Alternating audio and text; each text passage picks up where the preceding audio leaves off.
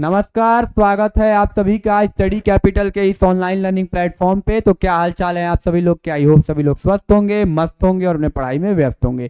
तो आज का जो हमारा वीडियो होने वाला है वो इंफॉर्मेटिव वीडियो कुछ इस प्रकार से है कि बीएचयू के लिए एलिजिबिलिटी क्राइटेरिया क्या है, यानी किन तथ्यों पे जब आप खरे उतरेंगे तो बीएचयू को टारगेट कर सकते हैं। ठीक है, तो आइए एक बार बिना किसी देर के चालू करते हैं आपका एलिजिबिलिटी क्राइटेरिया बीएचयू का। सबसे पहले तो एक चलिए कुछ देर रुक जाइए, थोड़ा बोर्ड प्रोग्राम करेगा। चलिए ठीक है, तो हम लोग बात कर रहे हैं बीएचयू के एलिजिबिलिटी क्राइटेरिया की।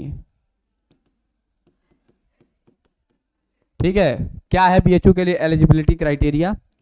तो सबसे पहले हम आपको एक बात बता दें कि सबसे पहले तो आप 10+2 यानी कि कक्षा 12वीं पास होने चाहिए।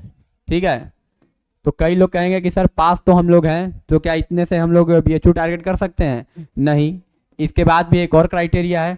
क्राइटेरिया क्या कि आपके 10+2 में 50% मार्क्स जो हैं होने चाहिए, 50% या 50% से ज़्यादा। अगर आप 12वीं जो है 50% से ऊपर पास हैं, ठीक है, तो आप एलिजिबल हैं बीएचयू के लिए। अगर कोई बोले कि सर 49 है तो क्या करेंगे? तो आप फिर बीएचयू में एडमिशन नहीं ले सकते, आप एलिजिबल नहीं हैं, आपको 50 चाहिए।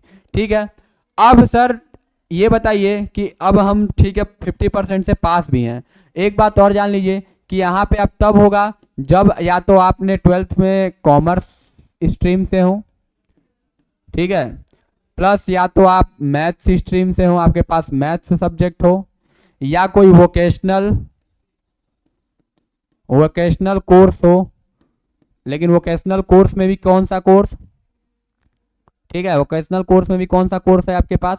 कॉमर्स रिलेटेड, यानी आपने वोकेशनल भी किया है तो कॉमर्स स्ट्रीम से रिलेटेड किया है। ठीक है, कॉमर्स स्ट्रीम से रिलेटेड आपने कोई वोकेशनल कोर्स किया है तब भी आप एलिजिबल हैं। मैथ्स हो, कॉमर्स हो या फिर इकोनॉमिक्स हो, ठीक है, इकोनॉमिक्स है, प्लस फाइनेंशियल मैनेजमेंट हो, फाइनेंशियल मैनेजमेंट, ठीक है, क्या फाइनेंशियल मैनेजमेंट हो। अगर आप इन किसी भी, या कंप्यूटर साइंस हो, ये भी ले लीजिए। ठीक है, कंप्यूटर साइंस,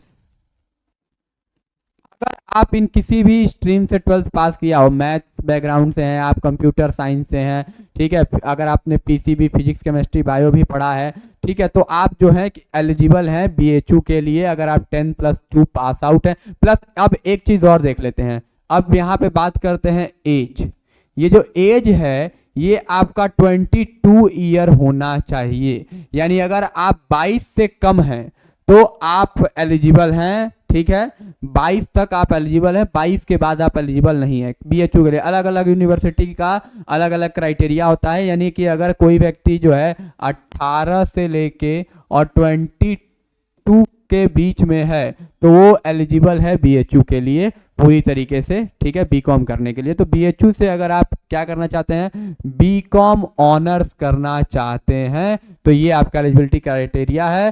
संक्षेप में अगर आपको मैं बता दूं तो 12वीं पास, 50% मार्क्स, 22 का एज होना चाहिए, प्लस आप कॉमर्स बैकग्राउंड से हैं या फिर मैथ्स बैकग्राउंड से हैं, या फिर आपने कोई वोकेशनल कोर्स किया है लेकिन वो वोकेशनल कोर्स जो है कॉमर्स रिलेटेड होना चाहिए, या आपके पास 12th में इकोनॉमिक्स हो या फाइनेंशियल मैनेजमेंट हो या कंप्यूटर साइंस हो, किसी भी सब्जेक्ट से अगर आप 12th कर चुके हैं तो आप बिल्कुल एलिजिबल हैं। तो ये इंफॉर्मेशन वीडियो एलिजिबिलिटी क्राइटेरिया के तहत था। नेक्स्ट वीडियो में बात करेंगे कि डीयू के लिए क्या एलिजिबिलिटी क्राइटेरिया है। ऐसे ही और इन्फॉर्मेटिव वीडियो के साथ के लिए जुड़े रहें और बेहतरीन तैयारी के लिए जुड़े रहें स्टडी कैपिटल के साथ। तब तक के लिए स्वस्थ रहिए, मस्त रहिए, और कोई भी डाउट होगा तो कमेंट सेक्शन में आप लिख सकते हैं। आपके डाउट के पे भी एक शॉर्ट वीडियो आपको मिल जाएगा। बहुत बहुत धन्यवाद।